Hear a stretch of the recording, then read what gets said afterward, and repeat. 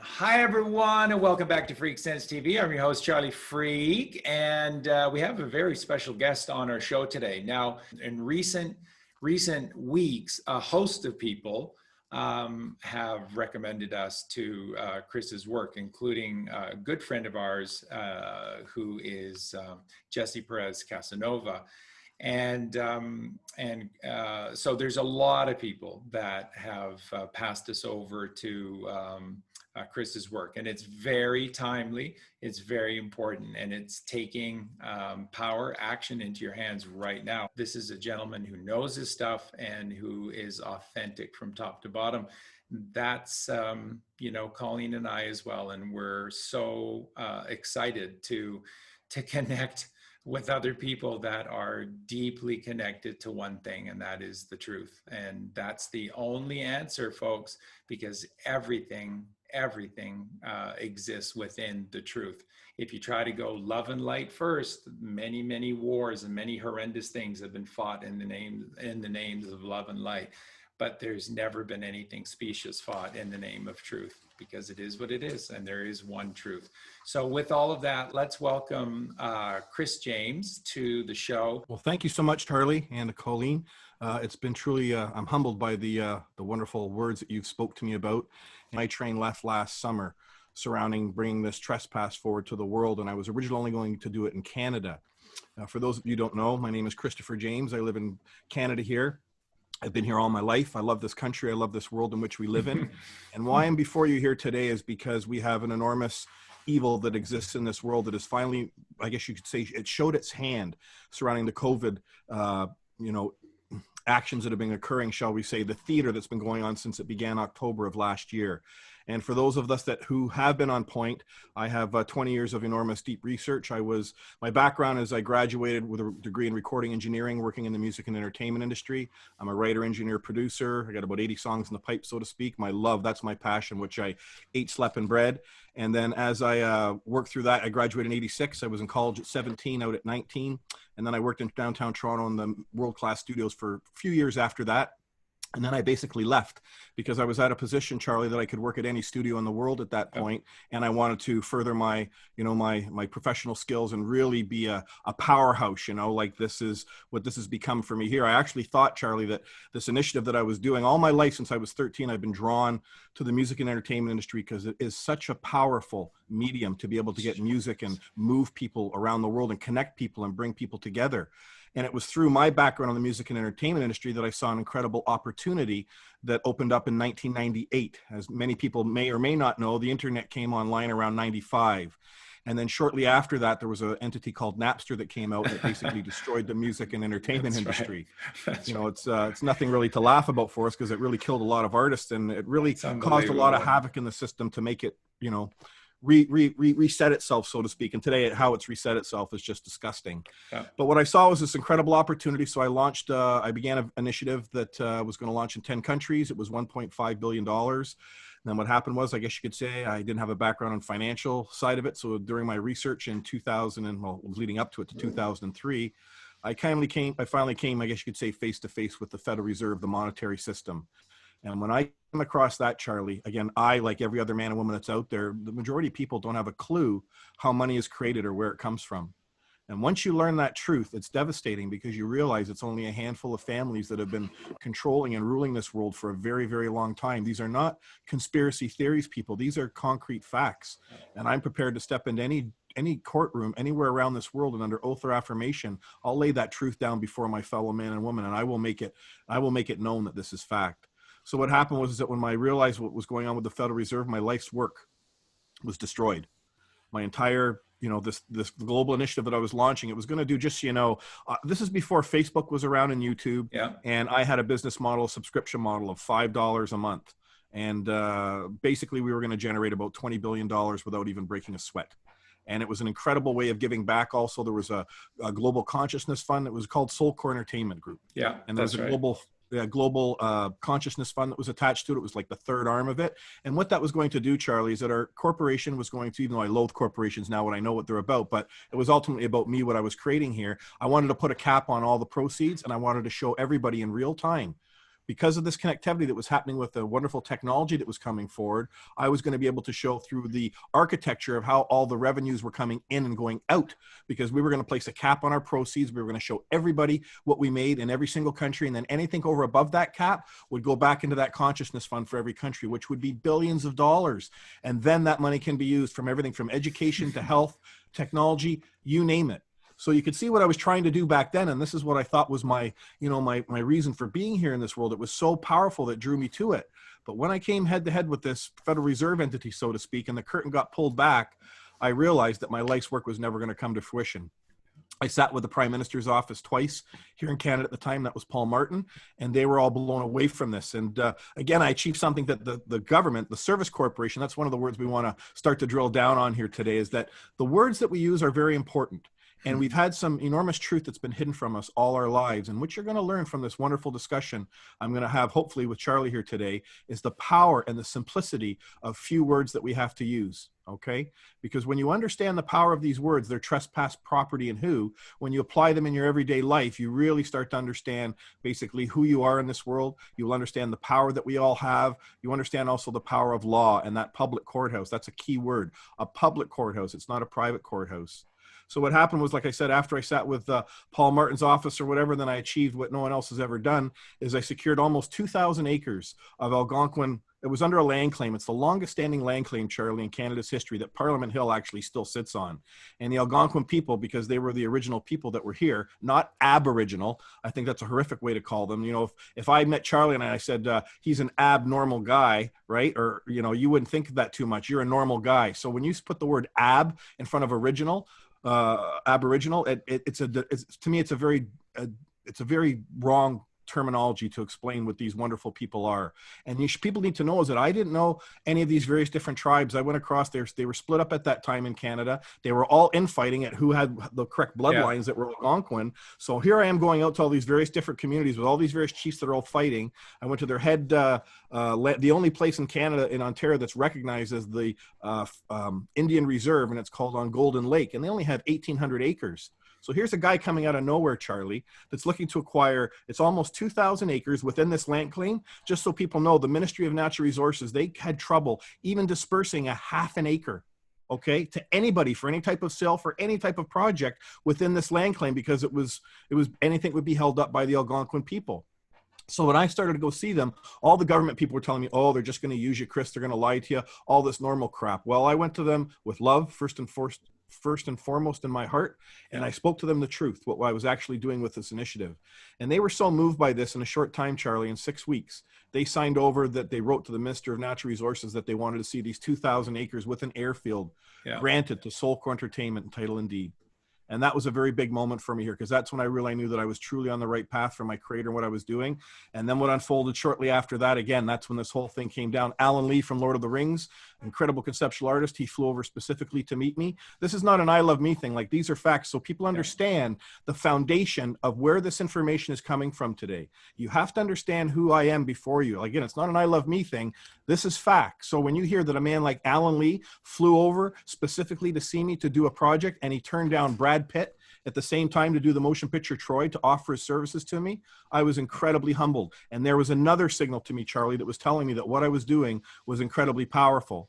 But shortly after that, that's when I realized that everything was going to fall apart because of the system that was out there. So I got into commercial lending quickly after that. I started working with all levels of law enforcement because this massive fraud was starting to appear to me doing these. When you're doing commercial lending, it's different than other lending. You're getting into people's real specifics of their businesses. And a lot of people think that you're like almost a CRA up here, which is the Canadian Revenue Agency, which you're not. But you have to make sure that if you're going to secure financing for everybody with institutional lending, that the documentation, just like we're talking here today, it has to be factually based. It has to be verified, right? You have to verify what's going on here for something to be true. So I started seeing all these elderly people getting horrifically, abused and money stolen from them. So I started working with the RCMP, and then other larger, we'll just say with the mob, some cases, some of the largest ones in Ontario that I can't speak about, wound up coming across my desk. And I started again interacting with the various levels of law enforcement. Through that journey and that, I started to learn, I started actually dealing with, a lawyer for my pension fund. My father had a pension fund that we brought to my attention in 2006. He got this documentation sent to him of this money that was owed to him and all the remaining living pensioners from the Fuller Brush Company. And that was supposed to have been paid out. Sara Lee bought them in 92. It was supposed to have been paid out in 92. Now my dad's getting a notice that they found this, miraculously, this surplus of $1.6 million. It wound up being $17.5 million. I found out once I started doing investigation. They pillaged the fund, which they had no right or title to it.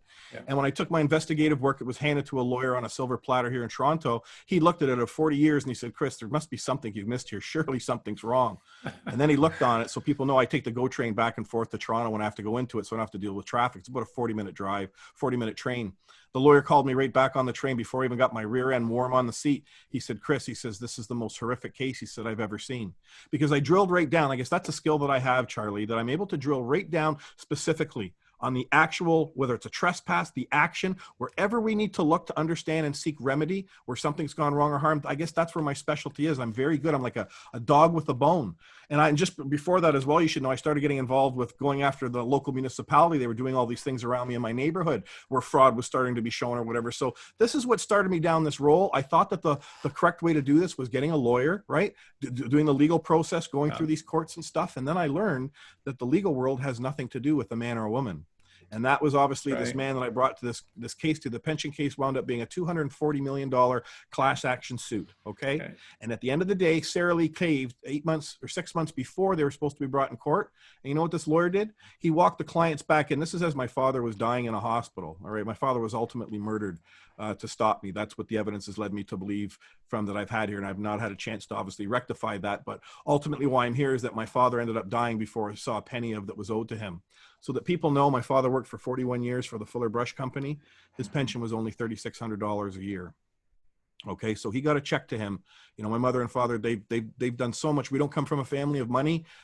They've struggled their whole lives, but they were incredible people. So ultimately why I'm here, Charlie, is because this enormous wrong and harm, when I started to launch this initiative, the people that I went to for financing, again, I waded into this corruption, this sea of venture capitalism. And these people completely destroyed me and my family. And then as it further worked its way along, it became very, very difficult. So I vowed to my father, especially when it came up. Remember, this happened in 2003, I got this destroyed. And then by 2010, I was operating and attacking these people that were going after my father's pension and all this corruption that was going on. So it was a very long time between the two of them. But through that course from 2001 or 2, all the way right up until 2000 till today, it's been a commitment that I've made to my father to hold these people accountable who did this to him, to make these people brought before court and exposed for the enormous corruption and wrong and harm that they did. And it was through this process that I've gone through, this journey, through this life experience over the last 20 years, Charlie, that it brought me to this enormous truth that we're going to talk about here today. Because what I was reaching out to do to protect my mother and father and restore and correct an enormous wrong and harm that happened to my family, I wound up realizing that this is something that affects the entire world. Yeah. So it's through this enormous, devastation that happened through me that I've come through the light now, and I'm standing here before the world, and I'm immovable with this truth because it applies to every single man and woman. So what this truth is, Charlie, we'll just talk about it simply, is that there's a trespass that occurs when we are all born.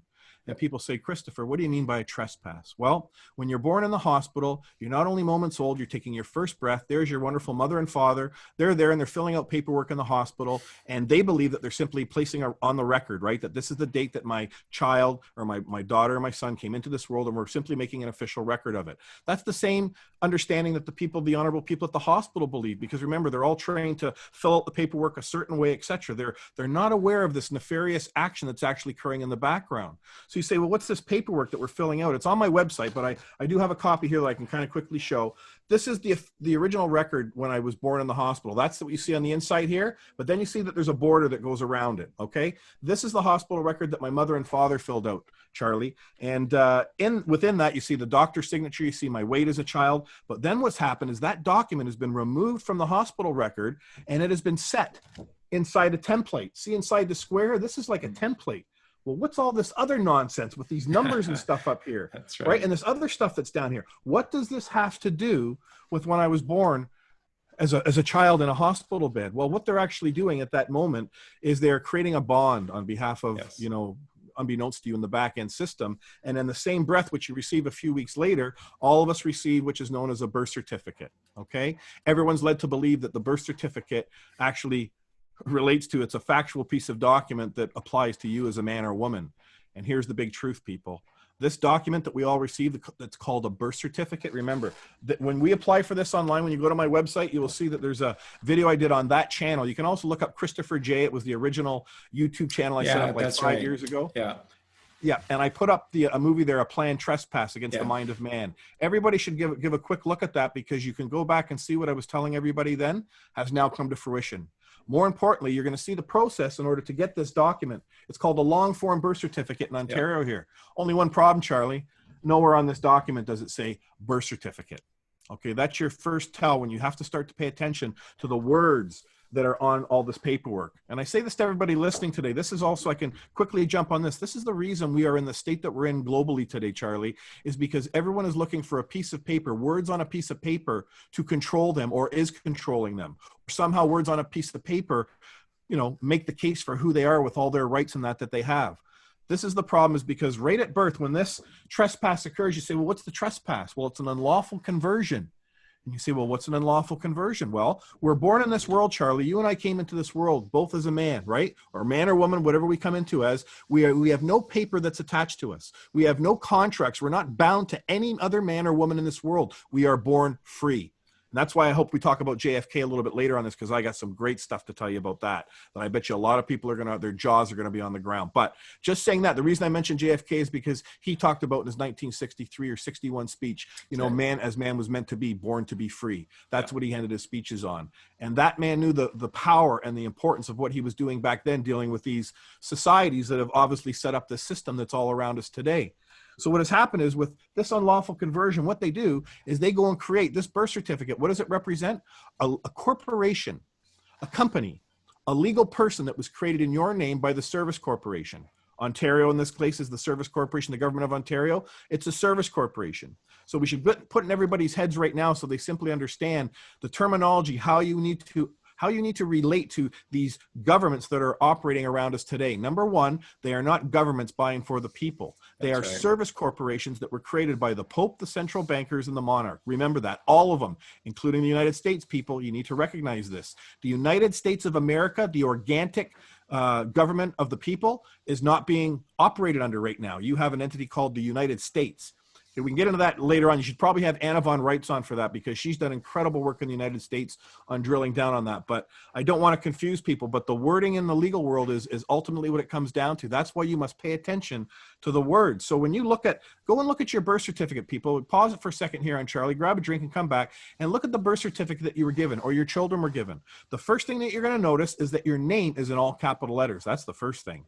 Okay, we are not taught to write our names in all capital letters. When I was born, it's upper and lower case. That represents I as a man, right? When you write your name in all capital letters, or there is an entity, some sort of styling, a syntax that you're seeing in front of you on a piece of paper where it's in all capital letters, that never represents a man or a woman. It always represents a corporation or something else other than a man or a woman. Remember that. So what happens here when we're born, and just to show you this, is that this documentation that I'm showing you here, it's part of my actual ID that I carry around with me. There's a second page that I have and I show on my website where your picture goes a little long.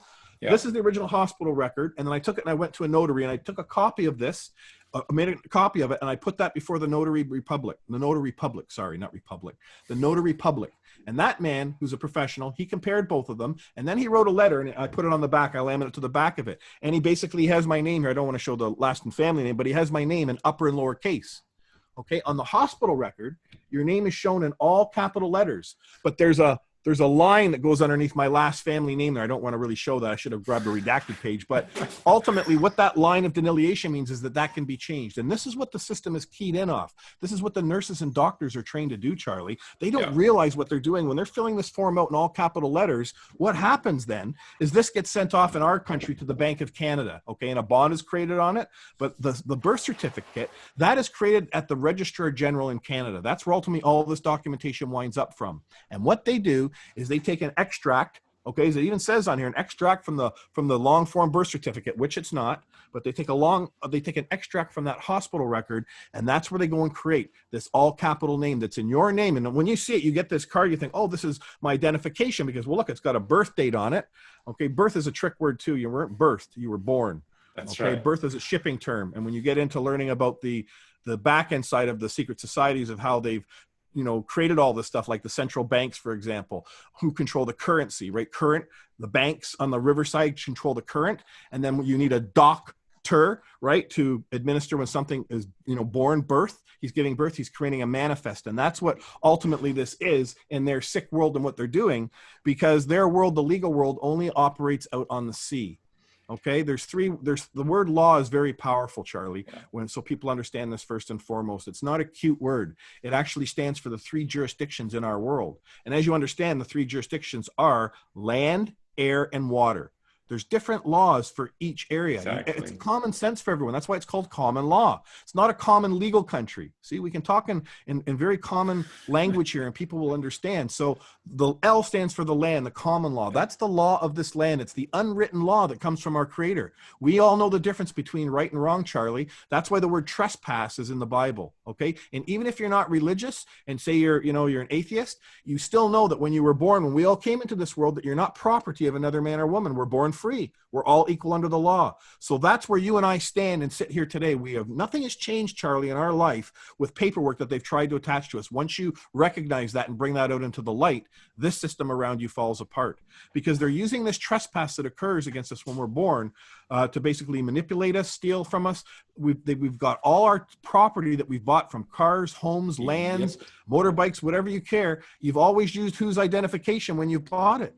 You've used the ID that this service corporation gave you. Take this out of the way. I use McDonald's as an example all the time. I love McDonald's, just, even though I know the food's not the greatest, it's bad for you, but I love McDonald's, Burger King, but I just use them as an analogy to show you that if you take, for example, the Service Corporation Canada out of the way and you put Burger King there and McDonald's, they're exactly the same. They're both corporations providing services to we the people. All of those people that work for that service corporation, they have duties and obligations, okay? They have no rights. And you have to understand that only a man or a woman has rights. See, this is powerful stuff once you understand this, and you can speak this very simply to people when you're having to engage with, whether it's a police officer, a lawyer, a crown attorney, or some, corporate figure that works for these service corporations, even at your municipal level, because they're all operating in a corporate world, all right, in a legal world. So what happens when we're born, this unlawful conversion is that you get converted, you're born into this world as a man or woman, and immediately this evil that exists in this today, in this world, that is also responsible for this COVID theater that's going on, they kill us on paper and they create this birth certificate. And then this is what you receive in the mail a few weeks later. And from this founding document, this is where they go and create driver's licenses, health cards, SIN numbers, everything else. It's all separate corporations in your name, which you're going to see on my website. There's 4 foundational knowledge videos that are paramount for people to watch. You watch those 4 foundational knowledge videos, even though I'm talking and speaking to Canada, it applies to every common law country in this world, okay, and to every man. That's why this is so simple. Why? First and foremost, Charlie, is that we all have this evidence. Everybody's got a birth certificate. And where it goes even deeper when you understand the corruption that's surrounding this is that on the back of the birth certificates, the short forms here in Canada, now mine has nothing on the back. It came laminated. Sorry, I should have brought it up, but I showed in my short videos that they're the knowledge videos, so please watch them. But what we have on the back of the birth certificates here, which is not ours, it's their property, is a CUSIP number, spelled C-U-S-I-P. And when you look up what is a CUSIP number, well, it's a system that was created by the central bankers again. There's ding, ding, ding, ding, ding. Well, what's that doing on a birth certificate? Oh, and the fact that it also says Canadian banknote at the very bottom here on my birth certificate, which I show on my video. There's another telltale. You see, people have never actually been told what is all actually represented on this birth certificate. They do not understand it. And I say to everybody that unless you create something, okay, unless you had full knowledge of what was being created and consented to it, there's some sort of contract, then it's just words on a piece of paper, plastic, just like this hospital record. It's a record, and don't call it anything else. It's a record when you came into this world, and that's what you use it as, because the service corporations, agents, and officers witnessed it. Your mother and father witnessed it, put their signatures, as did the doctors. So only refer to this as a record. Because once you start using their terminologies and their system, they'll hoodwink you into a legal system, and then you're lost. So just remember, as we move forward, it's simply a record. This is evidence of the unlawful conversion. And what did they unlawfully convert you to? A legal person. They took you from a lawful world when you were born as a man or a woman, right? And now they've moved you over. They've killed you on paper and say, no, no, no. You're going to exist in this world now to operate and move through all our banking systems and everything else as this legal person. And this entity which they've created, as my hierarchy of creation shows, there's a triangle I have on my website. God created man and woman. Man and woman then went and created government. All governments are created to protect the property of man, period. Full stop. Don't go any further than that. Remember, they are our employees. We are the employer. And yet we have all these people, as we're seeing today with these draconian measures, telling us, dictating to us, ordering us what to do. Could you imagine, take the government of Canada out of there, or the government of Ontario, and put McDonald's. And could you imagine if McDonald's ordered everybody to stay home and to wear a mask? And if you didn't do that, well, then we're going to send our McDonald's officers after you that carry guns, and we're going to enforce it and charge you hundreds of thousands of dollars in fines and shut your businesses down, and all these measures that they're throwing out there now, which they have to do because this lie of COVID-19 is unfolding. All right. The gig is up for them. The world is starting to realize that there was a wonderful woman you got to look at is Colina Cahill, is it? The doctor? She's a parliamentary, I believe in Ireland she is. I apologize. Right. Colleen Cahill. You can look her up. She just did a credible YouTube presentation on the 22nd of September. And she's explained, this woman is fully, she's got her full doctorate behind her. She's explaining exactly what's gone on with this coronavirus and what's been going on, as other multiple doctors have around the world, but is absolutely fantastic once people understand what is going on here with her, because they're going to see a truth that they've never seen before. And that's ultimately why I'm here, Charlie, is because this COVID-19 is such an enormous lie in our world right now. The people need to understand the truth, what's going on to it, and how to fight back. And how you fight back? Well, it's really simple. You have to learn who you are. That's why this trespass that's occurred against all of us, because what they're doing when we walk into our public courthouses, remember, I'll finish up what I didn't. I jump around a lot, but I keep it simple, hopefully, for people. And if I do speak too fast sometimes, Charlie, I apologize. I just let everybody know at home. God bless YouTube. You can go into their little settings there and you can slow it down, to half speed or something. And then that'll allow you to collect and catch all the words that I may, unfortunately, sometimes, say too fast. So again, I apologize in advance. But ultimately what happens is that we have that word law. L stands for common law, the 10 commandments. It's the unwritten law. We the people all know the difference between right and wrong. And the common law is simply this, because there's arguments out there on the net for years with all these common law groups. Is it common law? Is it natural law? It's real simple. This is how it works. You have a public courthouse there, Charlie, that every man and woman has a right to access to seek the administration of justice outside of a society that we do not belong to, which is called the bar. Okay. The legal world only applies to the dead. The legal world applies to that which is incorporated, and the lawful world applies to that which is unincorporated. So legal is corporations, companies, legal persons, or even the word persons is a legal term. Lawful only applies to man, woman, people, nothing else. Persons don't exist. And now people are starting to see this and they go, well, wait a minute, Chris. What's going on in all these public courthouses? We've been seeing on all these television shows that these lawyers represent these people, and they go into these, court proceedings where there's a man wearing a robe and he's acting as the judge, and they're going through all these codes and statutes, and it's very convoluted. That's why we have to hire a lawyer in order to protect us when we go into these courts. But what is actually happening is that the second word of law is air, which is ecclesiastical law, canon law. That's right. And the third one is water, which is law of the sea, admiralty law, maritime law. That's what lawyers are trained in. So the light has to go on now. When I was saying, what's going on then, Chris, when we get brought into a public courthouse and we've had to go on and get a lawyer to represent us? Well, here's the trick. He's not representing you. All right. A lawyer can only represent the dead. That's right. And you say, what? If I'm walking in there, then what is he representing me as? Well, there's the key word. Remember, the lawyers in the bar, they play on words. They have synonyms to, again, when they say the word person, go and look in their own law books and legal books. It also applies to a corporation, a company. It has multiple meanings to it. And a corporation has the same rights as a person in the legal world. Okay, that's where it's ring fenced. But when you're not in the legal world, in the lawful world, it's a different story. So what's happening is that now you're going to understand that a lawyer, he doesn't represent you. He represents you. That's right. You say, most of you should be going, well, what does he represent? Well, most of you should know what he's representing you as now. this is what he's representing you as. He's representing you before their court. Remember, that court that's running, that legal court, you're in the service corporation. For example, the Ontario government here, we're in their service corporation's court. It's a public courthouse, but in that courtroom, that service corporation, McDonald, is holding court, and they're dragging you in there, and they're tricking everybody from this documentation that they've created, and why you need a lawyer to actually, you know, go through some sort of a process to seek the administration of justice. But what is actually happening is that once you walk into there and you have a lawyer who is representing you, you have no rights. You are not seen as the man or woman. You are seen as a legal person, a defendant, whatever they want to call you in their system. It has nothing to do with law. It has to do with legal. Christopher, you know, it's the whole system is so simply contrived. Really, the complexity to it has come in the subterfuge around the system, and how they distract you away from what all of us used to know, which is that all that truly exists are the laws of the land. And so your perspective into this, as I said, and sort of in the beginning, comes through just a really sort of horrific tale about you and your family's journeys through just a sea, a current upon the land of corruption. And then the thing that's really incredible about you and your story is that you have the wherewithal, you have the intestinal fortitude to be able to see this through.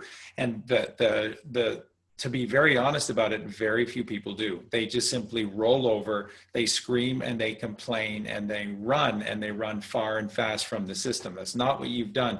You've turned around, you've dug your heels in, and you said that this is flat out wrong. And that's all it takes, folks, because everything that Christopher has been sharing with us thus far is this. Literally, you're hearing this and you're going, okay, a lot of this sounds very complicated, but at the same time, what Christopher is presenting to us is actually very simple. The subterfuge is at a very simple level.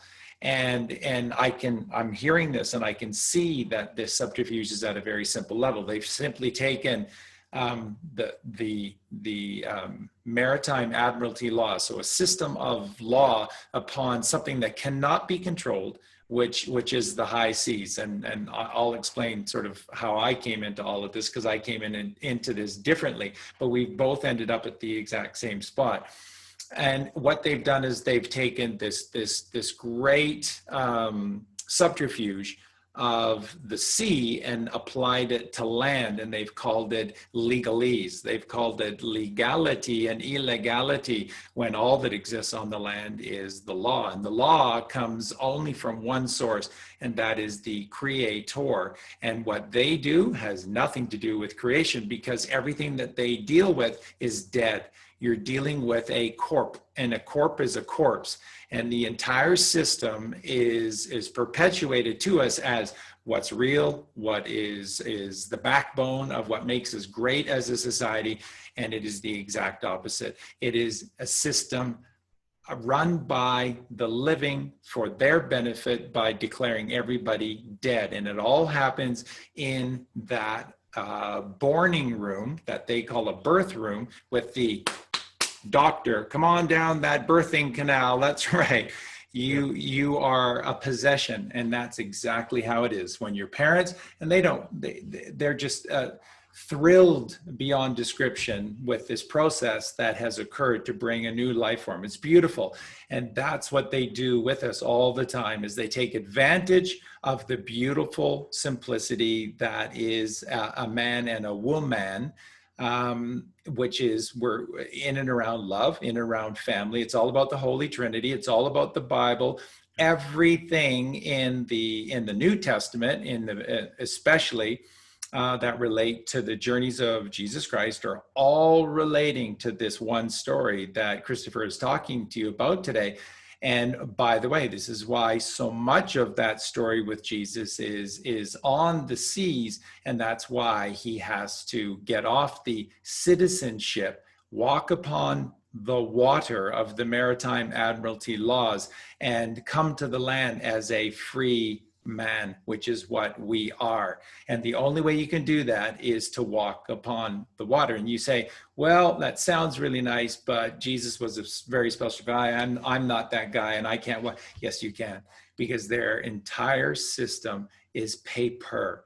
Everything about them is just a wafer. It's razor thin, and it all hangs in the balance, because the one thing that they are counting on in all of this is that this one word. And this is why you may or may not know this, but we're pretty famous for this, because Colleen and I do not use the word understand.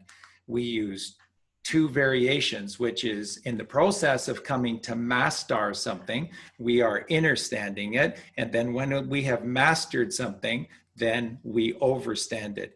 And when you deal with this service corporation, once again, as Christopher said, when you deal with any aspect of your government, the Prime Minister himself, Justin Trudeau, who just has a real passion for kids, by the way, you're not going to like all the things that are come out about dear Justin in the coming months. It won't be very long now, but when you go right up to the Prime Minister's office, all he is a service representative. He's a customer service representative to the one living component to all of this. So there is. So when Christopher says to you, this is, and you're listening about lawyers, and you say this is impossible, and my brother-in-law or my uncle is a lawyer, and these are good people. They take this very seriously, and they work. Whether they have figured it out or not doesn't matter. They exist in a system that has only one living entity. And the one living entity are the beneficiaries who are behind the ultimate corporation that has created this grand theater where we are all just puppets on a string. It's just a play. All of this is just a grand play. And that's why lawyers have to serve the bar. Because behind this one corporation where everything is held together on this razor thin line, the beneficiaries, which all run back to the Pope and the Papal See and the SKV and Pope Boniface and there's a reason why when the SKV was passed in creating this Papal See, is why the first COVID, the first COVID-19 came out, which was the Great Plague, and you had to social distance yourself and you had to wear masks, and this has happened before, folks. And around the same time, then the Great London Fire occurred, just conveniently. The London Fire occurred. This is all tied together. You are all part of this grand subterfuge. And how we come into this, Christopher, and then I'm just going to pass it back over to you, is where 11 years ago when Colleen and I got ourselves out of this system of commerce, because I come from a background of economics, have a master's in business administration, but every time with my particular talents, nobody wanted me to go in the areas where I wanted to go, where I thought the system should go. It was always just back to protect my money. You're very good at this. You're very good at this, Charlie, and protect my money. And so the whole of it is that I do not want to pay a single penny in taxation. And by the way, that's how they consider themselves free, because they're free above this unlawful system of taxation, which we can get into later. And they get a real kick out of this. And that's what they hire people like us for. We go to school for all these years, learn all of these mathematical equations, and then all they want us to do is just simply hide their money and then purify their money, cleanse it from all of the illegality and the unlawfulness that their money is tied to. So the entire system that Christopher is saying is, it may sound like this is just all too much, but it isn't. And it's very, very simple, because that the founding principle behind all of this is that none of this is real, because no one in this system that they've created is living. It's an entire corporation. And so therefore, by default, lawyers of the bar have to represent the only living entities associated with any of this. And do you know who these people are, folks? They are the false, facetious beneficiaries of this corporation that has put this system into play. And this can be known. They can be known. These people can be known, because to do all of this, they had to identify themselves as the new beneficiaries. They've taken us as the beneficiary out of this, and they've turned us into essentially, you know, the role player, the actor upon a stage, the person.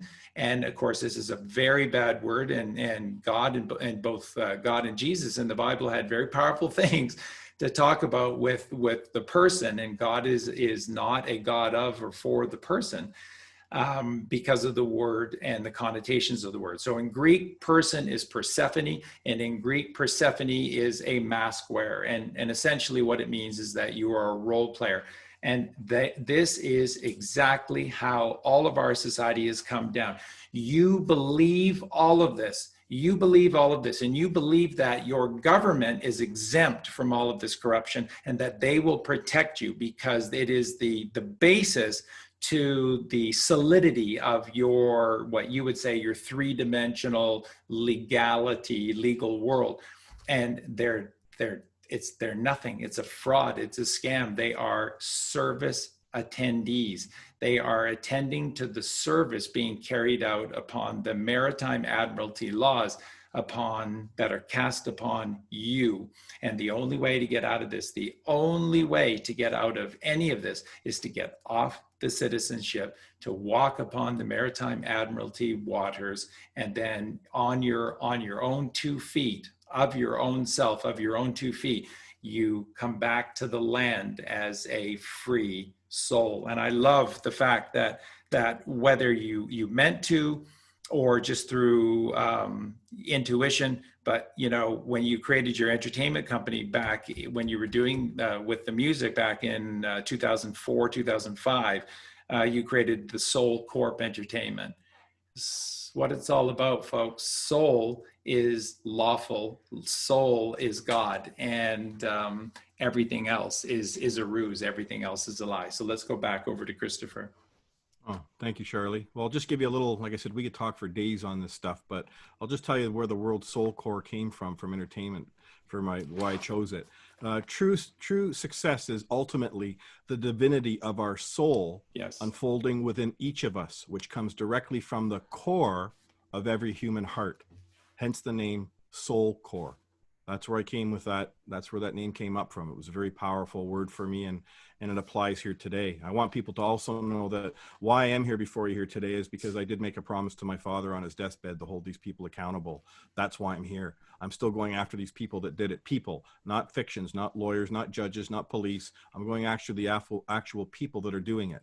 And to summarize what Charlie was so wonderfully talking about there, it's really simple when you understand that if McDonald's was your government, okay, could McDonald's come to you and tell you that you owe it taxation? Could McDonald's come and, apply their codes, rules, or statutes to do that they've created for their agents and officers, exactly, and drag you into their public courthouse, right? And you would all laugh your heads off if you saw Ronald McDonald sitting there wearing a black robe and he's saying, hey, you breached this statute or code from the hamburger section or the fry section. It doesn't matter, right? It's whatever you want to call it. But at the end of the day, this is what's going on. Right. So to make it simple for people, you need to understand something. No man or woman in this world can take your property, okay? This is my name, my given name that came from my mother and father. It goes back to those 3 powerful words. That's my property. Nobody can take my property and go and change and use it against me or create something. It's like a copyright, when you see if someone takes, Coca-Cola's name and then they go and transfer it somewhere else, well, Coca-Cola is going to be all over them. Well, we don't realize that this is what is actually going on when we're born. So look at it as McDonald's, the Service Corporation, Government of Canada, Ontario, wherever you live, when you're born, they go and create a corporation in your name, and they claim that that's their property, like a franchise. And as a franchise for McDonald's or Burger King, they have duties and obligations. They've got to fall under the hood of that superior organization, which is Canada or Ontario here, and they've got to follow the rules and regulations. Well, I'm not a corporation. So this is where they've done the trick, the bait and switch, is that they've had to, it's really sick when you think about this, Charlie. It is. I mean, they kill people on paper the moment that they're taking their first breath. That's how sick this evil is. It's been around here for a long time. And I loved your analogy with the Bible. For those of you that want to drill right down onto the Bible, Job 32:12 or 32:21. 32:21. Go and read it. Yeah. It specifically says, don't let any man lay persons upon you or accept any of those type of, flattering, titles to your name. See, this has been going on for a very long time. And when the birth certificate system got rolled out in the 1930s, this was just another morphing of this system we were all born into, where they were realizing, oh my God, the people are starting to connect more together through paper. We need to do something that we can still keep the system in place and compromising the consciousness of the mind of man, which they've done a brilliant job over. Let me quickly interject with two things, and I'll throw it right back over to you again, Christopher. But it's such a great point, bringing out that chapter and verse of Job. It's very important. Why does Jesus say and make this so very, very clear within the pages of the New Testament that God is the God of the living, not the dead? Okay, because the only thing that is real is man or woman, which is lawful, which is of the divinity of the Lord, of the Father, of the Creator, and that is a living mankind, a kind man, and everything is based upon the twisting of that from the living to the dead. And by the way, this is why organized society loves Halloween. It's why they love All Saints Day, All Souls Day. It ties into May 1st, 6 months later, November 1st. It's all tied in. And they want your body and they want your soul. All Souls Day is all about the SKV and Pope, Boniface. And again, Boniface is beneficiary. Just so that you know, the people who capitalize on this system are the Pope beneficiaries, and that's exactly where this comes from. And I would imagine that you know this. I was actually checking to see if I could find that in some of your other discussions, and I didn't have the time to verify it myself yet. But something that everyone should absolutely know. I always play like a little guess game for people, that there is one place and one place only where all of these so-called public records, and they're not, this is all private fiction. This is all fiction. Okay. This is science fiction. And your records are all kept, no matter where you come from, in one place, and it's a ship at sea.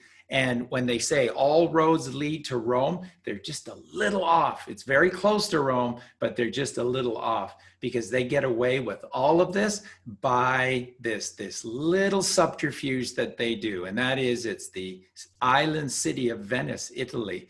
Venice is a ship at sea, and it allows them to loophole, because that's what these people are. They're lawyers, and that's what they do. They know God and God's laws all too well, because they have all of our original documents that come from our geniuses that came before us, and they have studied them, and they keep them for us. We do not get to look at these. We do not get to study all of this common law, common sense. They take that from us, but they study it. And then what they do is they try to find loopholes in the system. So if you're Nimrod and you're building the Tower of Babel, he made one mistake, and that is that he didn't find a loophole to take heaven by force. And so this is what Pope Boniface believed that he did. He found that loophole. And that's why every single record for every single person in the world exists on the ship at sea, which is Venice, Italy. And the reason is because they are outside of God's laws upon the land. They are a ship upon the seas. And folks, again, this is the benefit for Colleen and I, because we come from a biblical background in our understanding of this. And it is this, that the ship at sea represents lawlessness, because there are no laws upon the sea. That's why you come to the land to seek justice.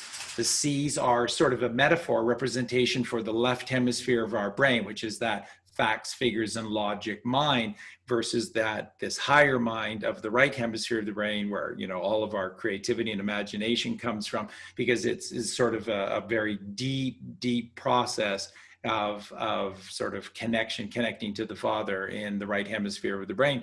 And everything that they do is all to the left, to the left, to the left. That's why Beyonce sings to the left, to the left, to the left. Yeah. All of their stars operate to the left, to the left, to the left. And Alan Lee choosing to spend his time with you versus then a specious movie by Brad Pitt and in Hollywood of Troy, that just speaks massive volumes about you, and it speaks massive volumes about Alan Lee. And Colleen and I are a couple of big scholars of Professor Tolkien and the Lord of the Rings, and I can assure all of you, Professor Tolkien was completely aware of all of this subterfuge, and so much of what he wrote in the Lord of the Rings. There's two books that have dominated the 20th century: the Bible and the Lord of the Rings. They're the two most read and the two highest selling books during the 20th century. There's a reason why. They're telling the exact same story. And when Professor Tolkien said that it's not an allegory, don't believe in allegories, forgive him, because he's attempting to keep his family alive, his children alive, his wife alive, himself alive when he says this thing. But believe me, the Lord of the Rings is a massive, beautiful, brilliant allegory about the very same teachings of Jesus Christ in the pages of the New Testament. It's brilliant stuff. Back over to you. Yeah, actually, the Tolkien thing is actually represented, Charlie, here in what's going on in our world today. It's exactly what we're trying to do here. You see, back in those times that they were facing within that storyline, that they're facing this incredible evil. Of course, there's that all-seeing eye, that they have there in the towers or whatever. But at the end of the day, what you witnessed by the trilogies is that you saw that there was an enormous amount of coming together from the people of the various lands to ride out and to face this evil. And that is ultimately what we have to do, is we've got to face, first and foremost, the evil is this lie surrounding COVID-19. And I will just point out about the Lord of the Rings. And all the movies that people watch, people that get into these different symbolisms, they start to learn about, you start to pay attention more. If you look in the music videos, oh my God, I didn't even realize it when I was immersed in it in the 80s. I had no idea. And then you go back and you watch Madonna's videos and there you see the all-seeing eye, you see all this different symbolism that they hide within the various sets or whatever that they're doing. Then you go and you watch the Lord of the Rings. By the time the Lord of the Rings came out, I'll tell you, when I was an ignorant man, reading wasn't my thing. I was a music guy. I like to listen, right, rather than read. But the Tolkien books I never read, but those movies, I've probably watched them, Charlie, back in the day at least 10 times each, because they had such an incredible impact on me. And as I was learning, it was giving me this piece of understanding of what the power of what I shouldn't say human, because that's a separation for us all as well. Hue is color and is man, but mankind on this world. And I loved how you talked about that earlier, the kindness of man, which you will find in the Lord of the Rings. When you go back, for those of you that are awake to all the symbolism, see if you can find any symbolism surrounding, like the New World Order, the Illuminati, this type of evil that's out there that we see in all these other shows. There's only one place that you're going to see where Tolkien put that stuff. And it's when they go into the cave, right, of the world of the dead. It's just above the cave. There's the triangle. So go back and look at that and you'll see it. It is the only place, because in all the other Hollywood motion pictures that you see, that symbolism is all over, from their armory to, they'll have symbolism somewhere, someplace to further, put out there to those that are in the knowing, that are within these societies, of what they're actually communicating. But back to the lost side of this, I mean, that's what the Lord of the Rings really is that this is what's happening right now in our world, is that the people are coming out together, the light, the beacon of lights that they've lit. Well, that's what I'm doing with you here right now. We're being these beacons of light to light these torches so that people can see them and come to them, because it is very, very simple. You all understand that no man or woman can claim you as property, and that especially applies to a corporation. Okay. And this is the bait and switch that's happened. They've had to compromise our consciousness from the very second that we were born, Charlie. And, I've never met you before, but you're a very eloquent man, and what you've been speaking to about your history, you're from a professional capacity, your knowledge of the Bible and everything. It's wonderful to hear that, for people to realize that, there is really truth that is resonating right now around this world, and it is starting to break free. And there is nothing bigger, not because I'm bringing this forward, there is nothing bigger than this truth right here and now. Why? because this unlawful conversion has happened to every single man and woman in this world. That's powerful. We don't need to go beyond that very first moment when this trespass occurs. They unlawfully convert us, right, to a legal person. And then what they've done with all this documentation, what they do against us in the courts, it's constructive fraud. It's that simple. Imagine if McDonald's, again, went and created this documentation, and then they're pulling you into a court, and they're saying that this is who you are. This piece of paper we created, see, your name's on it right here. No, that's not me. I don't know who you are. Where's the verified claim in this public courthouse that I've done wrong or harm to a man or woman? Is this a legal proceeding that's moving forward? Oh, well, legal doesn't apply to a man or woman, right? Only lawful does. So you can start to hit them right between the nose in the court's house now. But the state that we're at right now, the beacons are being lit, and if I can use that, you know, Lord of the Rings analogy, we need to bring everybody together as quickly as possible under this truth. Why? Because we are going to gather, just like they gathered in the movies. I'm not, you know, I haven't used that analogy quite to that level, but it's really that simple. We're going to gather around our public courthouses. The reason it's called a public courthouse, Charlie, is because we, the people, have a right to access it. Yes. The people that work in those honorable roles in the public courthouses, whether it's the front end staff, whether it's the court clerk, security, or the robed ones that all apply to and work for another society, they have duties and obligations within their job roles. Their duties and obligations don't trump the rights of a man or a woman. Remember that. That's a public courthouse. And if anybody tries to, there's only two types of trespasses. One trespass, that's why I only use that word, Charlie, is it covers everything under the sun from, you know, contract, your house was damaged, a guy punched you, whatever, you're terrorized, it covers everything. There's only one other type of trespass. And people say, well, what's that? It's called trespass on the case. And that's what happens at a public courthouse when any man or woman messes or alters or tries to affect your paper. That's why it's called paperwork. That's if your paper's correct, it works for you. You've never used their legal forms. I've got a claim that's up on my website at awarriorcalls.com from the Sukleski court, also the Maneri court that was also established. Both of these were common law courts. And what they did with the Maneri case, the farmer, which I'm going to do an update, is they pulled it out of the courthouse unbeknownst to the court clerk. Because even the court clerk says, we don't know what to do with this because of the wording that was put in there. It held their feet to the fire that this is not a legal proceeding. We, the people, are accessing this public courthouse. You hear me all on audio, and I've got all the stuff I'm going to upload soon in the courthouse saying, is this a public courthouse, a private courthouse? And they're all saying behind the counter, oh, this is a public courthouse. And I said, absolutely. Well, I, one of the people, require access to it. And then you say to them, well, who's the man or woman at this courthouse that can deny me access? Oh, nobody, Chris. Nobody, Christopher. Nobody can deny you access. That's right. Nobody can deny me access here. So why are you trying to force upon me these legal forms? Legal has nothing to do with me. You do know that, and you see the court staff are ignorant of it.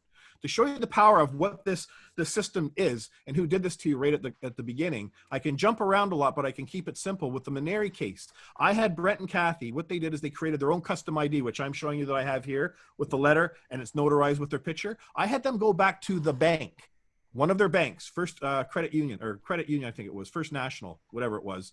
I've got the letter up on my site. And they went back in to sit down with the bank manager to do what? To correct the record, because on your bank account, you're going to see your name is in all capital letters. You've put, again, if McDonald's created that corporation in your name, you've gone and put their creation on title. That's why these service corporations can come into a bank and take your funds and do all these things to you and tax you, right? We can talk about taxation too soon, but what I had them do is go into the bank and have the record changed, have the correct name put on the account. So they went in with the correct ID, all notarized and everything. The bank manager said, oh, absolutely. She starts typing away. She's going, She says, that's weird. Brent and Kathy go, what? She says, it won't allow me to put it in all capital letters. Ding, ding, ding, ding, ding. This is in the own bank's internal system. She says, I've never seen this before. Now remember, the people at the banks have also been lied to. We've all been lied to right from birth. Lawyers as well, police, everybody. Where the rubber hits the road right now, Charlie, is that when people are now finally hearing this truth powerfully placed to them, that is undeniable, it's concrete, it's ironclad what I'm sharing with you right here now. When you are shown this truth, no matter what capacity you act at in this world, especially if you're a man or woman that's working in law enforcement, or if you're acting as a lawyer, you need to stop and stop what you're doing and realizing you're trespassing against your fellow man and woman because you've been also lied to. Right? Absolutely. That's Brilliant. How huge it is. And that's why the police need to get this. We have to find a way. When you hear and understand this truth, I'm actually going to put up a couple of short videos in the next week or so, Charlie, that it's going to be specific to the police worldwide. And you can share this link with everybody. Send it to the people that are acting at these they're all service corporations, right? Just remember that. And what do those police service corporations have jurisdiction over? This, a piece of plastic. right? That's all. When they write up when they're taking, it's a legal world. You say, well, I'm not the legal person. I don't wish to operate in that legal world for all the wonderful benefits and privileges that you're offering right now as you're dragging me out of my car or smashing my window or fining me or terrorizing me and my family. No thanks. I'm not interested in your benefits and privileges. I would rather operate as a man or woman and access the public roads from point A to point B as my God-given right. You see, where the common law kicks in, if you go on that public road and you cause wrong or harm to a man or woman, you're going to be held liable. And God forbid you kill somebody from drunk driving or something, because then that other man or woman that's lost his family, they have the right to basically an eye for an eye, right? And you have to understand that how powerful this common law is. This is what's going to rout all this corruption, because as you said to the man, Justin Trudeau, I'm going to pull him into court with the man known as Doug Ford. These are the two top people of the service corporations known as Canada and the Ontario government. And there's only going to be 2 or 3 questions put to them. When I say the word I, am I property of Justin or Doug Ford? When I say the word I, that represents every man and woman in this country. Even though I don't speak for every man and woman, Charlie, the truth does. And when truth is present, very few words are required. And this is how quickly you expose everything that's going on. You simply have Justin Trudeau under oath or affirmation in front of the country to say, am I property of Justin Trudeau or any agent under your control? He's going to say, no, because property, you would be slave, right? That's all been outlawed. Then the second question is, Justin and Doug, who in this world, in this country, can administrate property without right? See, there's that word again, property. Well, nobody can. For give you an example, when I say administrate property, I can't go to Charlie's house and take his car out, open his fridge, run around his house, use his shower, do whatever the hell I want, take his wife out to dinner, do all, man, you might like me to do that, but who knows, but at the end of the day, that's administrating someone else's property without right. You cannot do that against another man or woman. So when they say under oath or affirmation that no officer or agent under my control can administrate property without right, then where does a single damn word that you people put pen to paper apply to we the people? See, it's not law. They all go out there and they say, this is the law that we've just put out. This is the law. It's not law. It's like McDonald's coming out. If the CEO of McDonald's came out and told you that this is the law of McDonald's, and if anybody breaks it surrounding COVID, our officers and agents from McDonald's are going to come to your house and we're going to charge you $10,000, right? You would laugh your head off at it. Yet, this is being enforced in our world because these service corporations have, again, they've compromised the consciousness of the people that are in law enforcement. Not all the people in law enforcement are corrupt. The people at the very top are. And this is what I'm saying to people. Like, I've got the evidence on the RCMP, the OPP, and local municipality that these people are creating and committing enormous wrong and harm and corruption that they're involved in. And they've all been given the truth on it, and they're turning a blind eye to it. And that's why this is going to stop, because the second that this is why it's so important. The second that this unlawful conversion comes into the public courthouse, Charlie, what's also coming right in with it at the same time is the evidence from Dr. Judy Mikovits, who I did an interview with about 5 weeks ago, that I've kept back, that I've held from everybody because it is so powerful. When it comes out, along with the common law that I'm going to be bringing forward, which was in our interview and other powerful documents that are coming with it, the world is finally going to see, number one, that we've been lied to, and number two, is Judy's recognized she's gone through 8 lawyers, Charlie, 8, and not one of them has managed to bring her evidence that she has firsthand knowledge of, put it onto the record under oath or affirmation. That's why all this theater is going around. Everything is being decided in the mainstream media and what politicians say. No, that's not how it works. That's what that public courthouse is for, is that when we have a state of emergency like that, when people as myself or Charlie or other people that have the evidence or the knowledge to be able to access that public courthouse and move a claim against these people bringing that truth out, we have a right to do that, and nobody can block us. And yet, this is what they're doing. And why this is so paramount right now, I'm so glad I'm here, Charlie, with you, because right now I have a case that's before everybody's paying attention to. Go to my website. It's called the Sukleski Court. It's a gentleman by the name of Michael, okay? And it's real simple.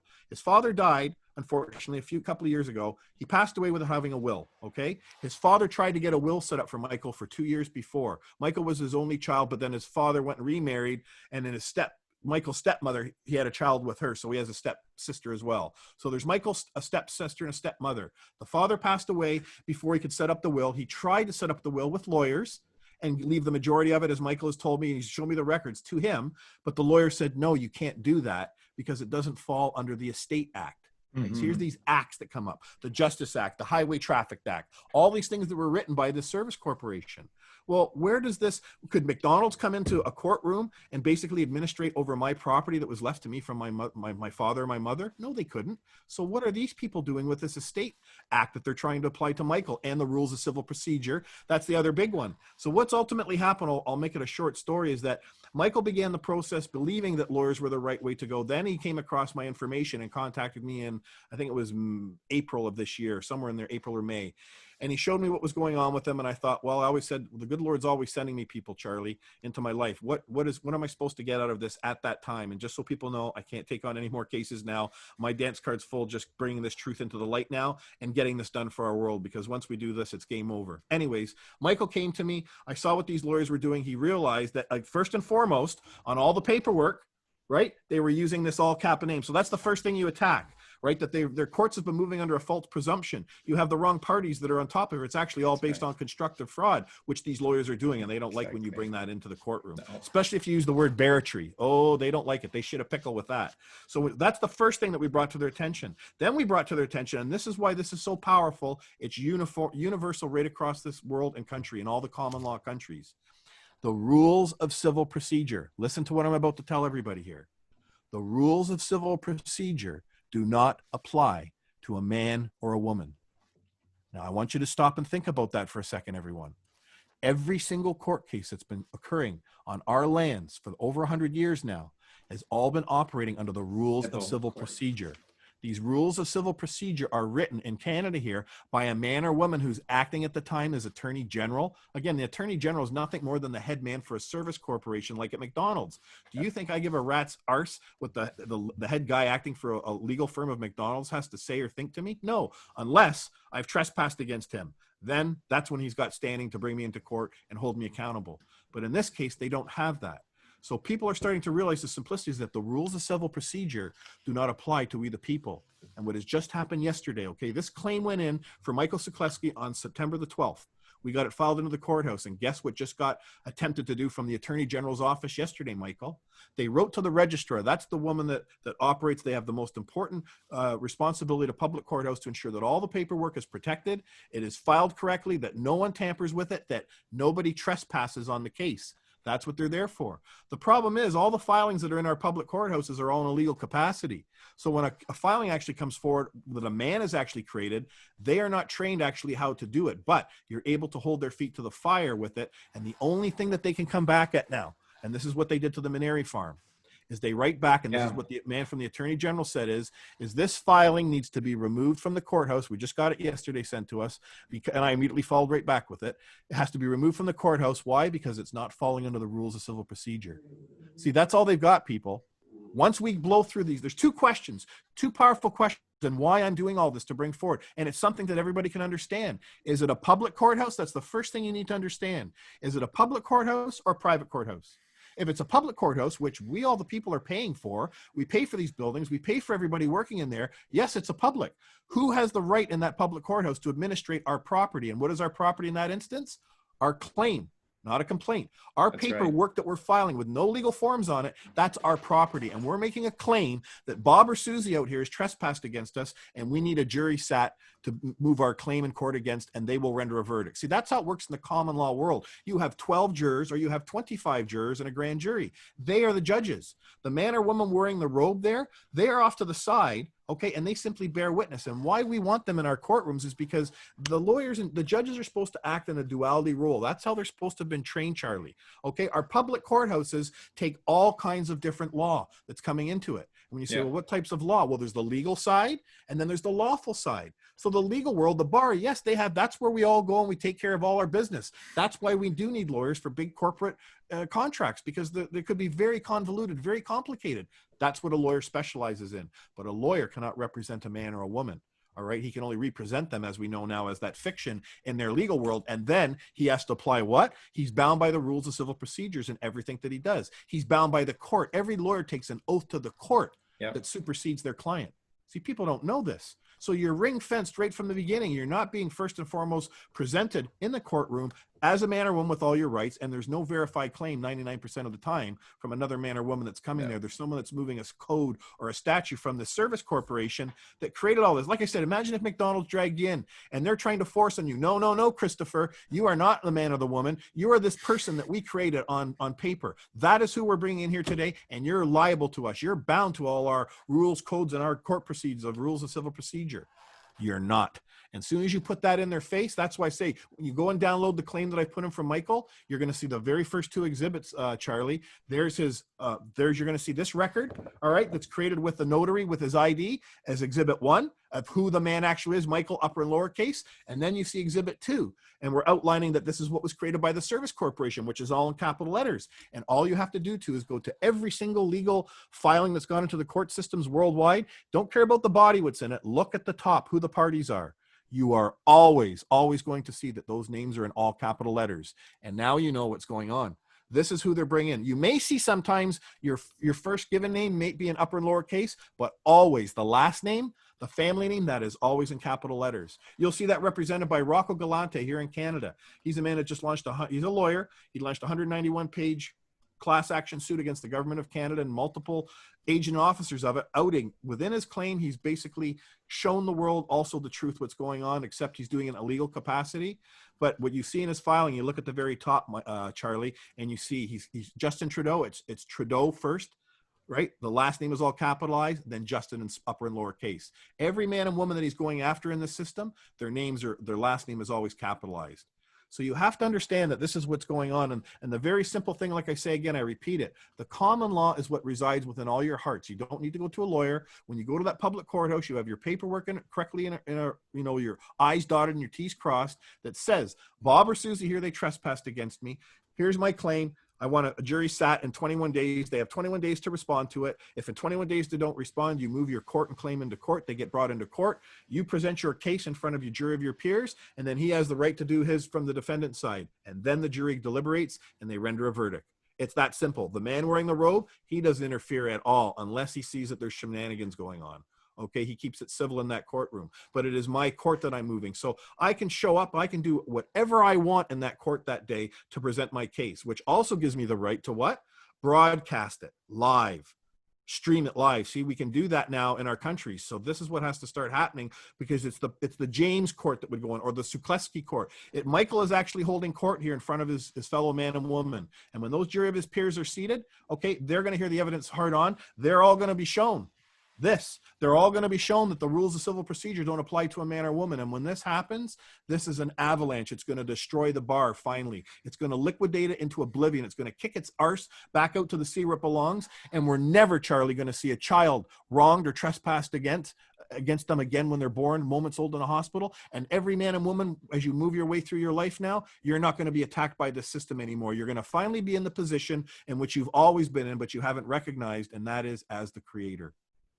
Yeah, absolutely. Just brilliant stuff. And I'm just going to throw a few things back in here for you and the audience as well that are just tying into everything that Christopher is saying.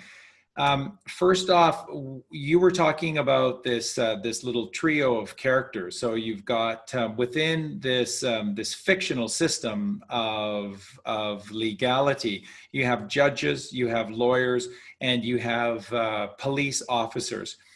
All of these people have been created to create the illusion of the administration of lawfulness, justice, and they don't do this at all. They are, again, service attendees. So one of them, you could just they're general manager, assistant manager, whatever, but they're all playing their little roles in this game. And what they do is to collect money. Because this is the Maritime Admiralty system, is the system of currents of the sea upon the land. So you have to have a current sea to allow this flow of all of this garbage from the sea upon the land. And that's why money is a fiction, because it allows this constant flow, no ebb, just a constant flow from the sea onto the land through the current sea. And all these people that they've created, So what Christopher described in terms of the role, the dualistic role of a judge, is the observer. By the way, the observer, another term for the observer, is the master. Again, coming back to the Bible, the apprentice and the master. Take a look at Donald Trump, for example. What's the last TV show that Donald Trump was doing before he became the president of the United States? He was playing, or he was the lead person on a show called The Apprentice. And then he became the president of the United States. And what you could honestly look at this right now is that there is no other honest politician in the entire world. So he's literally the president for every single country in the world, as every other politician is just hidden behind the masks of this COVID nonsense. And they've capitulated to this currency, the Maritime Admiralty law fiction. And so, boy, is he ever the master in this moment. The apprentice to the master is common sense, and that's common law. And the administrators of the ancient realm of common law was this group called sheriffs. And that's where the power, the real power, is supposed to lie in this system. And by the way, the sheriffs were the original circuit court judges. And that's why sheriffs had a little star, and they had a little pony, and they went around on these circuits, and they administered justice. And what they did is everywhere they went, every town, if there was any kind of conflict between divine vigils, divine to be in and of yourself, if there were any conflicts, then they administered the justice. And the justices of the justice of God's laws are three. There are three laws of the land. It's very, very simple. And so the sheriffs listened to these claims, and then they administered God's justice very simply. And the situation was absolved. A decision was made, and then everybody shook hands on it.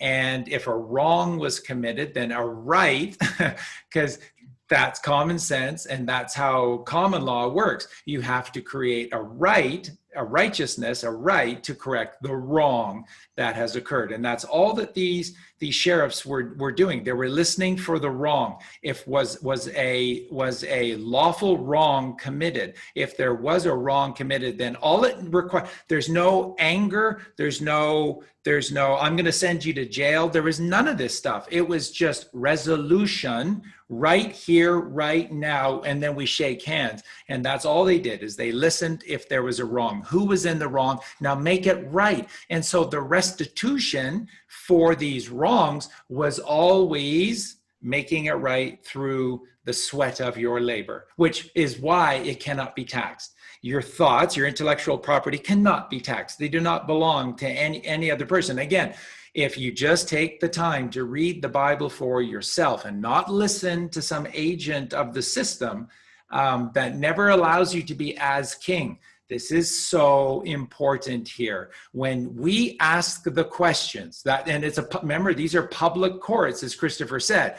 We are king in the courts because we, the people, make up the courts. We are the creators. We are the creators. We're the creators. And whoever asks the questions is as king. When you are asking, you are as king. And ever notice in the Bible when these Pharisees or the lawyers of the Hebrew church were constantly sort of getting in Jesus's face, and they were constantly asking him questions, what did Jesus always do? He turned their question into a question, because he was always holding court as the king, because he is asking the questions. That's how you walk on the maritime. So you said to me earlier, Charlie, I have to get off the citizenship and I have to walk on the water. But Jesus is a special guy. I can't walk on water. Yes, you can. The water you walk upon is their fictional paper laws, and you walk upon it by as king. What is Jesus Christ? He is the King of Kings. He is the highest of highs. He's the holiest of holies. He's the glory. He's the light of the world, because he is as king. And when you ask questions, you are as king. And the circuit court judges were the sheriffs, and they went around, and without bias, all they did was listen, a skill that's completely lost upon all of us, because we all just want to judge. We just want to rip people to shreds and stuff. Nobody wants to take the time to listen anymore. That's all they did. On their little ponies, the sheriffs went from town to town, and all they were listening for was a wrong. And then you make it right. And you make it right with your sweat equity or your intellectual property, and you make things right, and then you shake hands, and it is resolved, and there are no more issues. There's no need for prisons. There's no need for complex prison sentences and arraignments and all of this crap that they have created, the convolution of a very simple, basic system. So I wanted to point that out as king. Now, now Christopher made a really great point, because what he's saying is wherever you look, you're just seeing corruption, subterfuge. Everybody's in on it. No, they don't have to be in on it. No.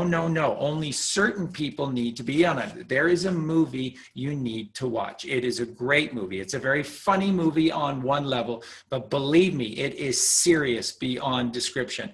It was written by the actor Simon Pegg, and his writing partner is his director, which is Edgar Wright. Simon Pegg and Edgar Wright. They're a couple of British fellows.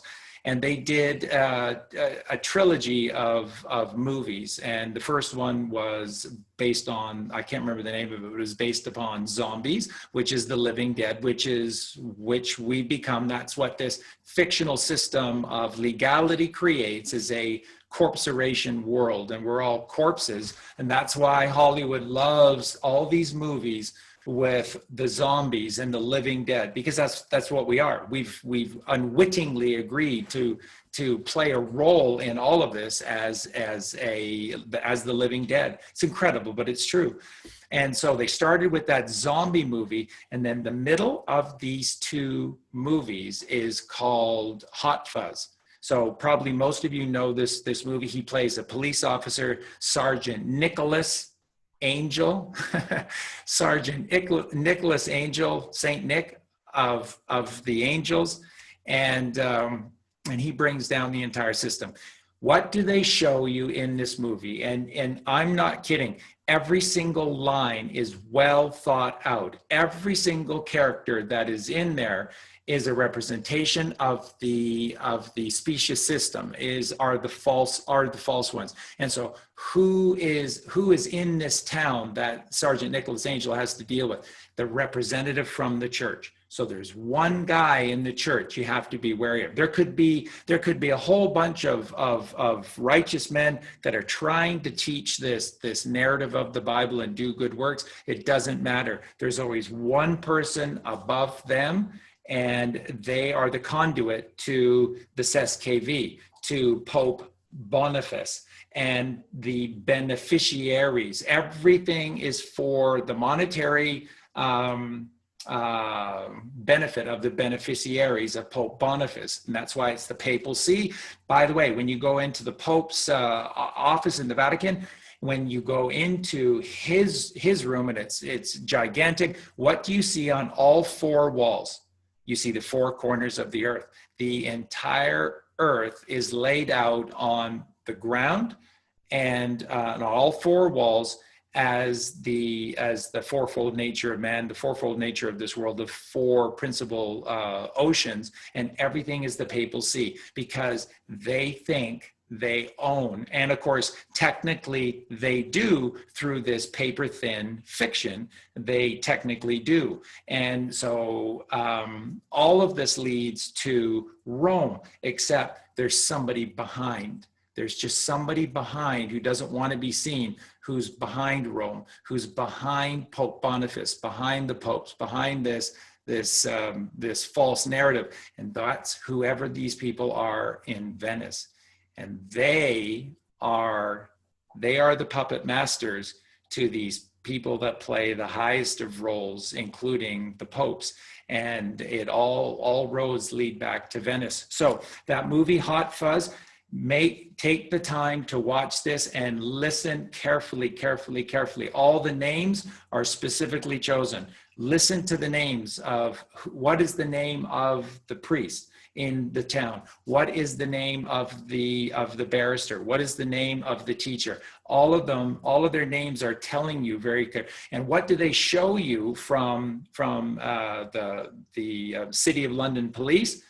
Run by Freemasons. Freemasons, Freemasons, Freemasons. And then you see, it's only one person that you need. You can have in the Ontario Police, you can have 50,000 great cops, but all it takes is one person above those 50,000 cops, and it turns the whole milk, it turns the whole system sour. By having that one person, and they're all Freemasons. They're all Freemasons for a reason, because Freemasons are the civil military, and they follow orders. They don't look back, and they follow orders. They keep moving forward.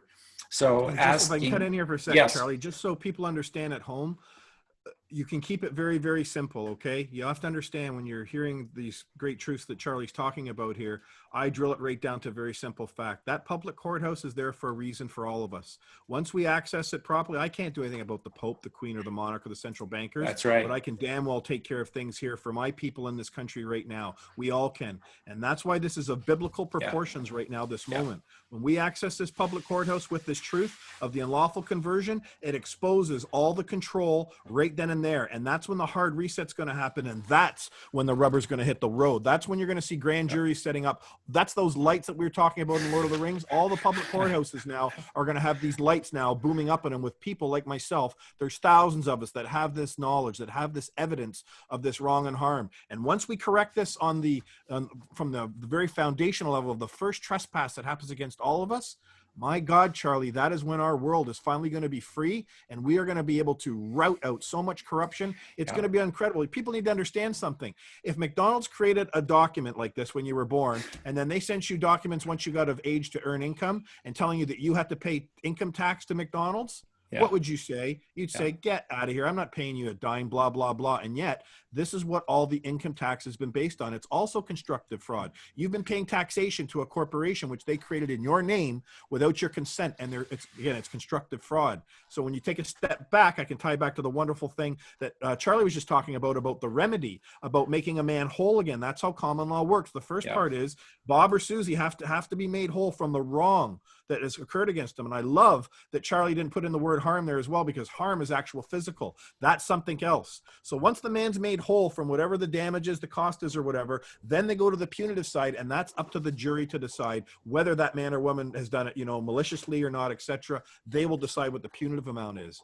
But it's very powerful, and that's how simple this is that once we bring this truth, that's why everybody must get on this and understand the simplicity of it, that when we go to these courthouses and we move these claims into the courthouse, this system's finished, Charlie. It's done. And we, the people, are finally going to have a way to fight back, because all of a sudden, all of this COVID nonsense stops. Why? Because at the same time, we're going to be bringing in the evidence from Judy Mikovich's firsthand into that public courthouse, and the world's going to see it. And in that moment, everyone's going to realize we've been lied to. All right. The theater right now, everyone's being controlled through fear, through the mainstream media, because they're not seeing anything being represented correctly at a public courthouse. Why? Because our public courthouses are completely corrupt, as we've talked about now. But to correct it, it's very simple. And I'm a man of words, and I'm a man who speaks and walks the talk and does what's required. My claim that's gone in for the Maneri case, and also Michael Sukleski, it is an incredible case that everybody can simply read and understand, and everyone's going to learn from that the rules of civil procedure don't apply to us, and any other acts or that these service corporations have created, and that their entire legal system is based on constructive fraud. And that's huge. Every lawyer is liable to you now, people. Just so you know, anytime you've gone and used a lawyer now, he's liable to you, because he's brought you into court. You've trusted in him that he is acting in your best benefit. And now you realize everything that he's doing has been based on fraud. And the maxim in law is ignorance of the law is no excuse. That's right. And the last thing I'll say that Charlie talked about there, he was speaking to masters. You cannot serve two masters. That's written in the Bible, right? They want you to serve the masters that created the system, which are the bankers, the Pope, the Queen. right? They don't want you to know your creator. They don't want you to know that ye are all gods, that we are all created equal in this world, and that we are the gods. We are the creators in this world, not these people. They want you to operate through the created. And that's what really hits them between the eyes when you go in and they've got their paperwork in their legal world and you simply state on the record, excuse me, are you looking for the created? And you wave that up, or the creator, right? They shit a pickle when you do that, Charlie, in court, and they don't like it. They can't get you out of there quick enough.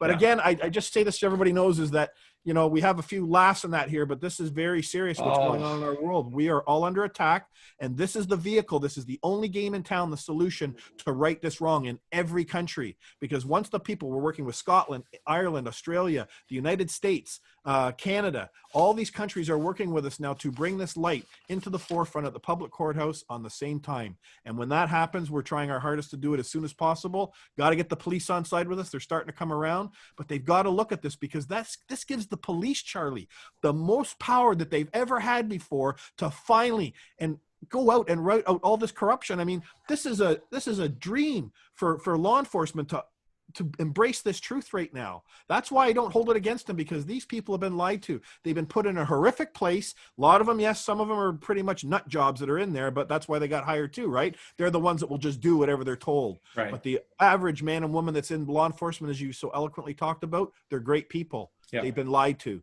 Yep. And that's why we need to get the simple truth to them and to join us at that courthouse, because once we do this hard reset, what happens, what you talked about, that whole part there, that everyone's has to be made whole. Well, has every single dime you've paid in taxation through this, go look at your tax bill. It comes with the all caps name. You've been paying on this corporation that they created. That money was all taken against you unlawfully, which means what? It's all going to come back to you. All our estates. This is why it's huge. We're talking of trillions of dollars that has been stolen from the Pope, the Queen, and the central bankers through this system that they set up a long time ago, is all going to come back to we the people in every country. It's huge. Right? That's what our world...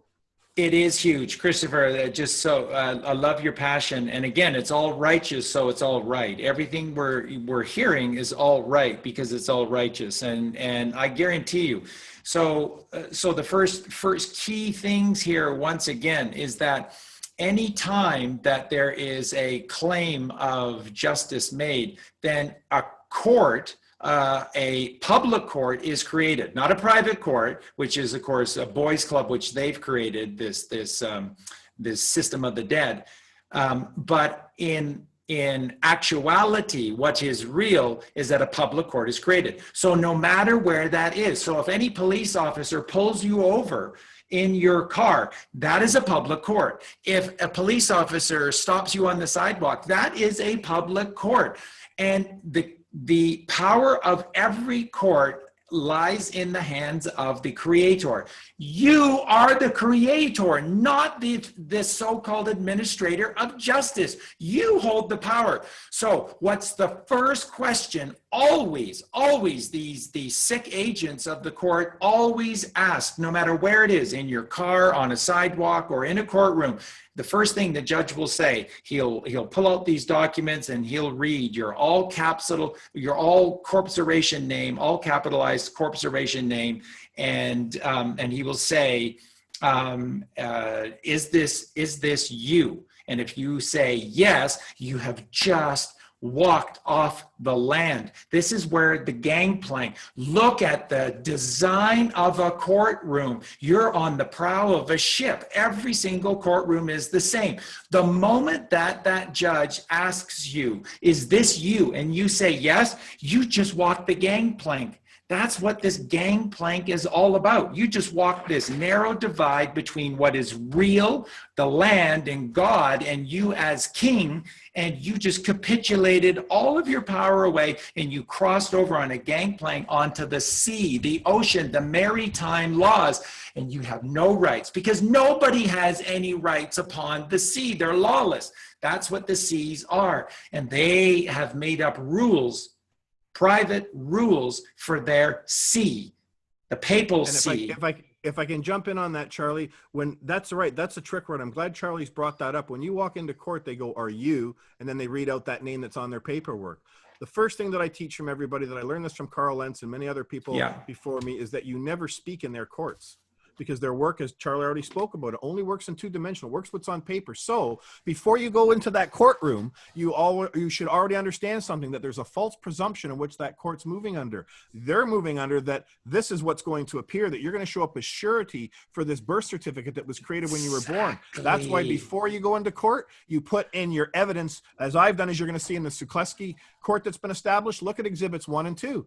That's what you put into the court, your correct ID, and you draw the distinction right then and there. There's a false presumption before this court. It's a legal proceeding moving against this created entity. You have the man in front of you right here today, right? Stop this right now, or you're all going to be liable. Right. And you put that nicely in a notice, and you put that into the court. And all you say to them you say, did you get my notice? Right. Yes, I am Christopher of the such and such family or whatever. Did you get my notice? And I always say to them, I require for my record your name. And they will always honorably, most of the time, unless they're a real dick, they'll say, oh, I'm Justice something. But most of the time they'll say, I'm Bob Smith or John Smith. And then from that point on, I say, thank you, John. And I call him John from that point on in front of him. Exactly. Right? Because he's my fellow man. And you say to him, excuse me, John, remember asking always the question. That's what the master does. Am I property? And he's going to say, well, no, you're not property. That's right. And who in this courtroom can administrate property without right? Nobody. Boom. You've just hit him between the eyes there. Plus, he knows he's got a man in front of him now. They can't get around it, so they're going to try and get you out of the court as quickly as fast as possible. As fast as possible. Now, there's an angle to this that some people may not be aware, and this is really, really, really where it's terrifying for them. And this is why always when you see somebody who knows these things that Christopher is talking about, you'll always see police officers start to get really nervous. You'll see the judges in a courtroom start to get really nervous. Do you know why? Because they're operating out of surety. Now, that is a twofold dualistic word with dualistic meanings. The system is so rigged in their favor. Do you know what these demons in Venice say to all of these people? These are always the applicators of justice in these portable courts. So this is a police officer and this is a judge in a courtroom.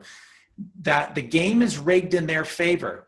And so Venice is saying that every time they interact with us, they must win, because that's a game to them. And it's all about collecting the commerce. Remember, to allow the ocean to flow, the waters of the currents of the maritime waters to flow upon the land, then you can't have any ebb. You can only have flow. So this is where currency comes in. That's why they need to take back all of the currency. That's why this is a game of possession of the money, because they're the creators of the money out of pure fiction. Of course it would be, right? That's the only way it could be, as it flows without restriction upon the land. And then they take back their currency. And don't you see that it's all about currents? And so if these people lose in a courtroom, they have to pay. They have to pay for the time, the cost of that courtroom. They have to pay for everybody's salaries in that courtroom. They have to pay there's like a bond, because that's how all of this is. This is surety. So every time there's a court case, there's a bond being put forward by the judge. So to play this game, these people know when you get to the level of a judge, there is no hiding behind, I didn't understand, like perhaps a law enforcement official. Judges know, because they're put under enormous pressure to always win. It's about winning the game, and the game is rigged. That's what surety, the other half of the understanding of surety, that's what it means. The game is rigged, and if they lose, they get into so much trouble because the game is rigged in their favor. How do you win, and how do you make them lose? Never, ever, ever do you identify yourself under anything that they have to say. So like Christopher said, the first thing, you shouldn't be speaking when you're on a gangplank. That's, so Christopher also says something. Christopher said, always have your paperwork in ahead of time to the man or woman that's acting as the service corporation crown attorney. So he's fully cognizant and aware, and he's liable. If he tries to proceed further, he's committing massive fraud. What Charlie was talking about there, the bonds, well, that's the CUSIP number that's on the back. That CUSIP number is used in all the court cases. There's a different CUSIP number for your driver's license and everything. But I don't go down that road because it's real simple. You simply attack jurisdiction. Remember we talked about the 3 jurisdictions, everyone? Land, air, and water. They're operating on the water, so you challenge jurisdiction right from the same. So I'm challenging jurisdiction to this court. This is a legal proceeding, isn't it? Well, that's got nothing to do with a man or a woman, right? So let's you can flip the court like that. And that's what happens when you get into these battles with these guys wearing the robes. You're fighting with them to keep it in the common law side, and then finally they'll give up and they'll toss it out. And sometimes they won't. They'll just go ahead and proceed, as they've done in the case with Michael Sukleski. And that's why this claim is before the world. That's why I've put it out there in public record for everyone to look at it. You don't have to understand the Estate Act. All you have to understand are 2 simple things.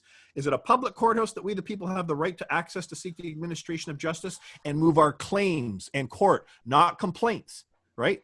Charlie talked on that earlier. He says, we're moving a claim, and I meant to jump in there. That's right. We file claims. You do not file a complaint.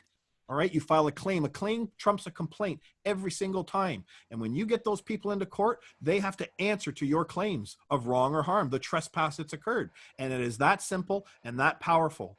So that's what I'm saying. The claim that's gone in surrounding Michael Sukleski, everyone in the world needs to read. There's a notice of liability that's right on the front of it. And I'll tell everyone this right now, like I'm not perfect. Everyone makes mistakes, but to show you the one guy pointed out to me, and a lot of people missed it, on the very first page of that filing at the top, it says notice liability, but it doesn't say liability. I spelt it wrong. It's missing the I before the Y at the end. So it's like liability or something. I don't know how to pronounce it. Anyways, long story short, one guy said to me, says, does this affect your case now? Does this affect because you used the wrong words? Remember, their words are keyed on it for specific words. Well, no, it doesn't. Why? Because when the man or woman comes forward, that's simply paperwork that you've filed in order to get the process moving forward. When you actually appear in the flesh and the blood in that court, you present your case, like I told you, to the people. They're not going to care if there's a spelling mistake or something here and there. You've made a little mistake. They're focused on where did this trespass occurred, and as Charlie said, where's the wrong and harm, and that's it. So you always challenge jurisdiction. You do it by, again, showing the name. Well, this court's moving under the wrong, a false presumption. You're moving under the created that was done when I was only moments old lying. There's the evidence because you're giving it to him in the courtroom. Here's who I am. You've created your own ID, right? Spelled upper and lower case. You've got an all. And even if it does have your name in upper and lower case on it, you attack. Who is moving this court? There's that word who. Who's moving this court? Who's the man or woman that's making a verified claim against me that I've done wrong or harm? And there is no man or woman. They're saying, oh, he's breached this code, this rule, this statute, this highway traffic act. And hopefully if you've understood now the game that's being played, it's so sick, it's easy to fight back now with them. You just got to get your ducks in a row, get your paperwork correct, and then start firing back at these people. And stand on your square when you're in that court. I don't care, because once I'm appearing in that court, I'm holding court wherever I am. Once I've established the man is before them, and I say to that man, am I property? He's going to say no, right? And can any man in this room administrate property that right? They're all going to say no. And you get on the record, say fine. Then we understand now who's before them, the creator, not the created. All of you serve me. I'm here to accept any and all verified claims before this court today, and waive your checkbook. Say I'll pay every verified claim that's before this court today. Where is it? Oh, you don't have a verified claim before the court today. You've got some complaint. You've got some violation of some code or traffic that your service corporation created that I'm not an agent or officer with. Will produce the contract. You see, there's no contract. A driver's license is not a contract. That was all, again, brought onto us when we were I got mine when I was 16. Like, I didn't know a thing about law. It's simply, do you wish to operate under that license? See, before I had the full package, Michael or Charlie, all I had was this one document. Only document I carried with me in my car, and the letter from the notary. And when I got pulled over, I simply rolled down the window so far and I said, good day. I said, just so you know who you're dealing with. And I hand him the communication. I say, my name's Christopher. And I said, and so you're also aware, I'm not operating under a license at this time. Is there anything I can help you with? And then I shut up.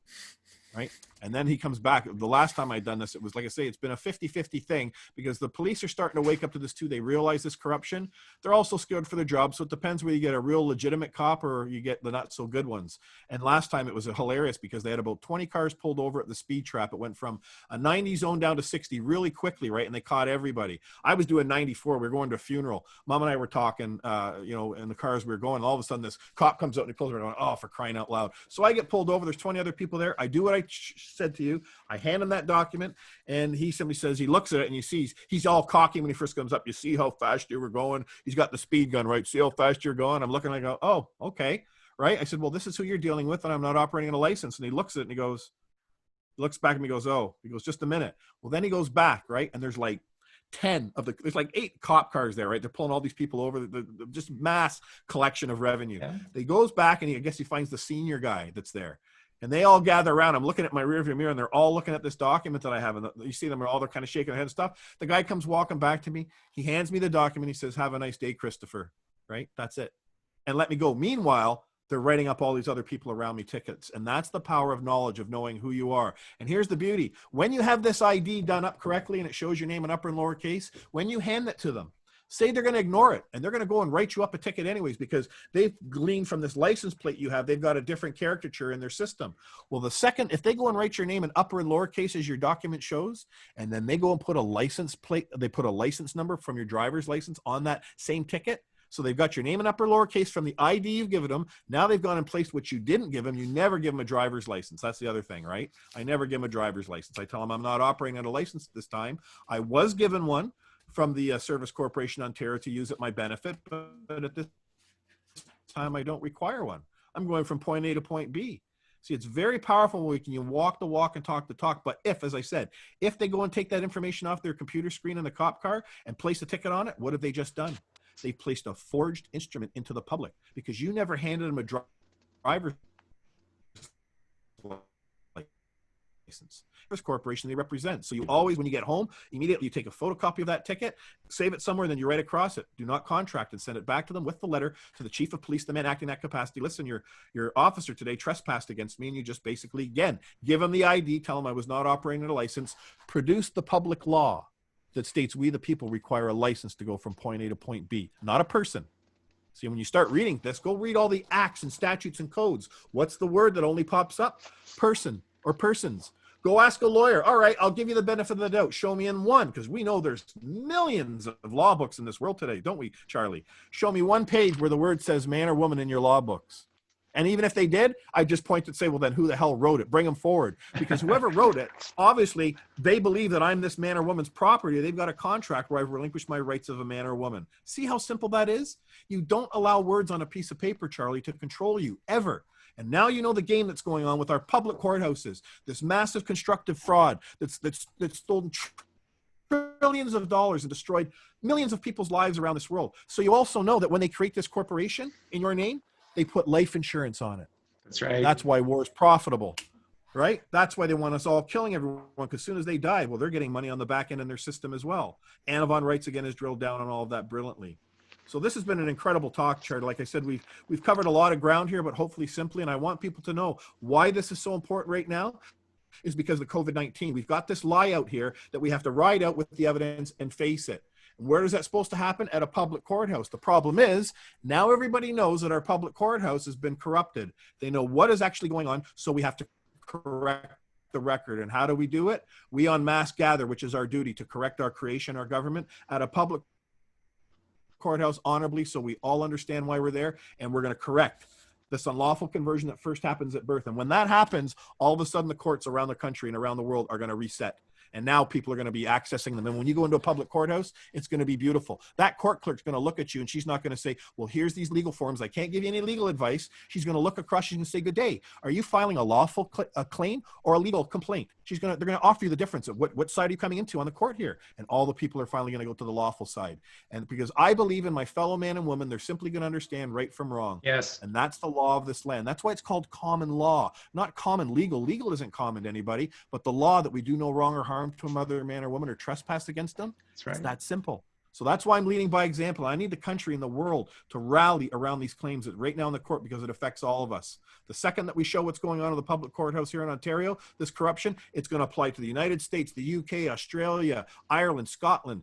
It's incredible. And we will be collectively now finally a light to this world to do this hard reset. And then that's when Fauci and Bill Gates and all these people that have been doing this corruption, that's when they're going to get finally brought into court under a correct warrant. And these claims with the evidence of firsthand knowledge that Judy and Mikovits have is going to be placed on the public record, and the world's going to see what's been going on from our blood supply being compromised. They know this now for 30 years, that they've had the cure for cancer and AIDS. They've kept all this back.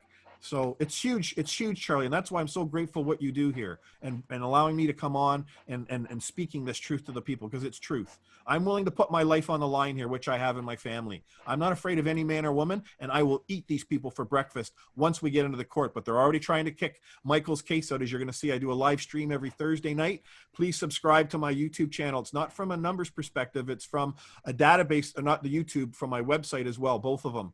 Once you subscribe at the website, that puts you into a database that we can see around the world and our country where our boots on the ground are for our end, so that when we go to do these actions at the public courthouses, we're going to know where the majority of people are that are going to be able to support us. And the rest that can't attend, you're going to see this live stream from the courthouse on that day. That's how huge this is, Charlie. It's absolutely huge. And in that moment, we are going to shut down over 1,000 years of corruption. People are no longer going to be paying taxation. All this money that's been stolen from us is going to come back into all our countries, and it's going to be an incredible moment in time. But this system is not going to let this go without a fight. And that's why they're going to do everything to us, from crashing the economy right now to the vaccinations to causing another third world war. And that's why we all have to stay on this train and get to our public courthouse collectively with the police, reset this. They've misplaced their trust for far too long, as you know, Charlie. All of us has. The bar is evil. The bar is the most repugnant parasite in this world, and it needs to be liquidated. Not the people. Yes, some people at the top, as we've talked about, but there are a lot of great people that went into law school that believed in with all their hearts and soul that this is what they were doing. I actually went down that road too, to try and learn legalese, and then the light went on. Whoa, something's wrong here. And through the grace of God, I was shown early. And like I said, this has been a wonderful talk with you, Charlie. It really has. It has, Christopher. It's just like I said, I have been so powerfully brought into your work by people who I really love and respect, and they just think the world of your work, as I do. And this is so important because this is self-empowerment. Remember, the Creator created you, and while we are here in the temple, there's the temple of the mind and the temple of the body, then we are king. And as long as we are as king, then we stay as king. And so, as I just cannot stress to all of you enough that the Bible is what I would say is white magic. And what you're essentially getting from these people in black robes and through what I call organized society is black magic. That's why they wear black robes. And this is all about turning light into darkness. And what we have to do, we must turn the dark back into light. And that's called righting the ship. And when you right the Maritime Admiralty ship, when you right it going to starboard, you come on the land. And when that ship comes to land, then all of this falls apart, because there's nothing that is based in truth. When you go into court, please know this. They are using black magic. The words that they have created for the system are literally powerful words, and they are black magical words. Unless you know white magic to counter the spell, then you have entered into the land of enchantment. That's, again, look at the structure of any courtroom. That's why it's structured the way it is. And then they isolate you on that gangplank. And then the judge is there. For me, like I said, the word is, the word for me, Charlie, really, it's truth. That's what you walk into the courtroom. And the enemy that we are all faced with right now in this world is actually ourselves. It's ignorance. Yes, it is. It's absolutely ignorance. And it's not because we're stupid. It's not because we don't care enough. It's because we were never shown this foundational truth of what goes on when every man and woman's born. And that's why this is so important. What I've done, why I've stayed the course on this, is because this is truly, we could probably end the show on this, why this is so biblical. You hear in the Bible that it always says that the good Lord is going to return. And when he returns, what is he going to do? He's going to raise the dead. What do you think we're doing here, Charlie? with this documentation that we're showing, we're finally explaining to everybody. We're Yeah. raising people from this dead fiction that you've been placed over you unbeknownst to you, and we're awakening your consciousness to what is really going on. And it is a very, very simple solution to correct. It's very simple to correct. I cannot stress this to everyone enough, that largely the New Testament of the Bible is speaking to this Roman system of this maritime admiralty law, and that this is why Jesus is showing you and saying the things that he says, that God is the God of living, not the dead, and that the dead shall rise. And that is when you become as king. But to become as king, you have to start asking the questions again, because you are the creator in absence of the creator, because the creator created you as creation on this golden land, and we must be the golden light. And I'm going to leave it with this, as I thank you, Christopher, for all your amazing work and help to mankind. It's beautiful, and you're beautiful for the beautiful work that you do. I'm going to leave it with this. Never, ever, ever. People know this. One of the biggest things about our channel, Colleen and I, is how we always use the word understand. Never, ever, ever do you stand under anyone but God. I will only kneel to God. I will not kneel to any other man, because no man is over me. I am the child of the Creator. I am the son and daughter of creation, and no man rules over me. So when somebody asks you, asking the question, do you understand? I do not stand under you. You stand under me. You are a service representative. You serve me, and I am your overlord. I understand what you're saying, and now I overstand you.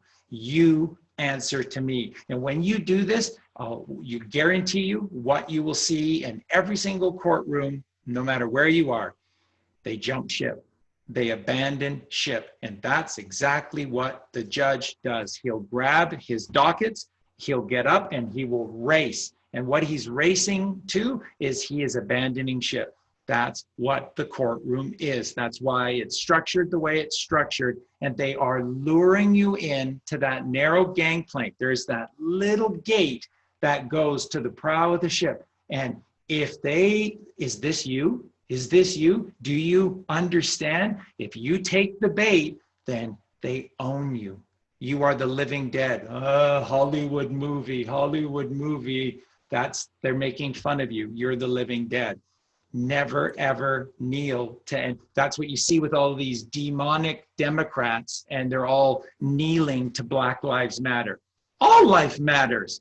All life matters. How about our children? Do those matter? Ruth Bader Ginsburg, do you know, she was on the Supreme Court all those years for one reason: Roe versus Wade, abortion. When all of this comes out, you will be sick in the streets for a week on end when you hear how far this depravity has gone. And it all starts with what Christopher has taught us all here today. It is all started through this subterfuge that exists with this black magic system of the black robes. Cast thy net to the right. Cast thy net to the right. Become the child of the Creator and take back your power. So, Christopher, brother, I love you, man. That was fantastic. Thank you for your time. What you're doing is God's work. It truly is. And, you know, you are rewarded for this beautiful work that you're doing. And I thank you so very much. Thank you for gracing our show with your presence. And I hope moving forward, we'll be able to touch base with you again and gain more insight and further updates into all of this great work that you're doing. And I thank you so much.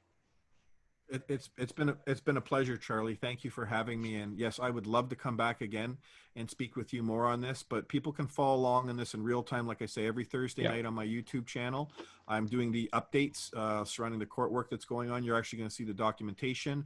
And I'll tell you, if you want a real fast pace of this, all you have to watch are the 4 foundational knowledge videos on my website. Once you watch them, I just started doing live streams for the first time on August the 6th. Go back and just watch. I think there's 6 or 7 of them now. If you watch all of them, you will be brought up to speed so quickly and understand who you are, the power that we all have before us right now, and why this moment right now is so precious. We've got to come together. We've got to bring this out into the light. We've got to do this hard reset, and only the knowledge and the truth is going to do that. And like I said, I'm just the point of the spear for this light. It's not me. I've just been blessed enough to have been given this. I guess the good Lord knows when he has to give it to a guy that's a little on the tough side, that's going to not roll over. And I have not rolled over. I've got even stronger as I've moved along. I've kept this wrong and harm that's occurred against my family all this time. They've just, like I said, it's been horrific. And I've let that eat at me inside to keep me focused moving forward. And finally the world is coming to this truth, and it is about time, because it's going to rock our world, Charlie, and I can think of nothing more than to do that with you and Colleen by my side doing it. So thank you. Thank you, brother, and thank you for everything. And I'm going to get this podcast up right away. So as soon as you can send to me all of your contact information for everyone in the show notes, then as soon as that is the case, I'll upload, and this will be up very shortly, because this is very powerful, very important, and very powerful. Thank you, Charlie.